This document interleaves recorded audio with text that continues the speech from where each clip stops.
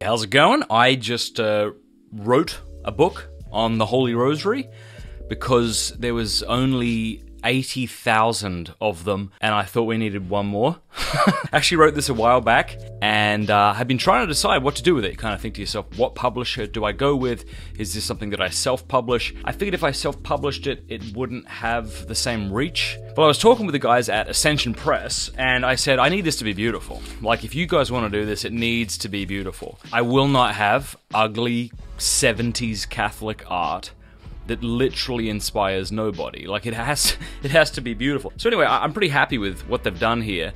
It's a hide leather pocket-sized book. You know, that would fit in your coat pocket really well. It has a ribbon. Everybody likes a nice ribbon, don't they? Let me just show you some of the artwork that we've put throughout it.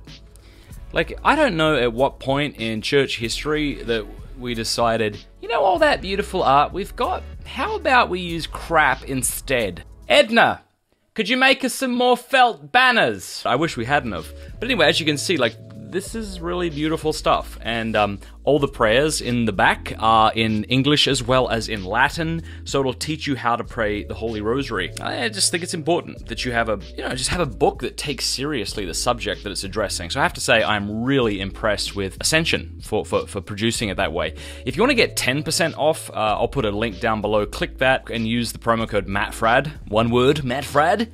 And they'll send you the book there. I think one of the beautiful things about the Rosary, some of you have never prayed the Rosary, some of you have prayed it and put it away, some of you maybe pray it every day, I don't know. But one of the most beautiful things about it is that it's lovely to have something to fall back on that doesn't require a tremendous amount of emotion, you know? Like, feeling like you have to put yourself in some sort of emotional state in order for that to be a good prayer time is just sort of, I think, what a lot of people do, quite honestly.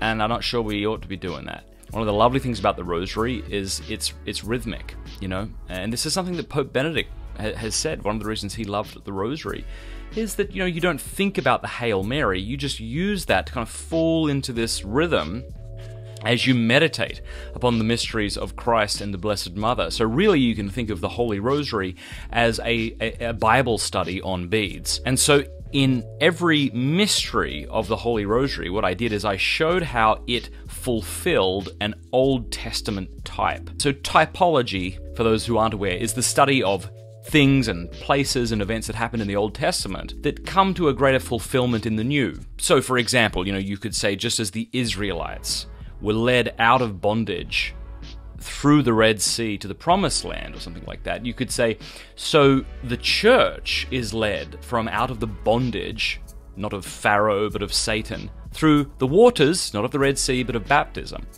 where we journey, you know, to the Promised Land, which is heaven, and we are sustained not by manna, but by the Eucharist. You know, this idea of typology, this is something that St. Paul referenced. It's what the early church fathers talked about.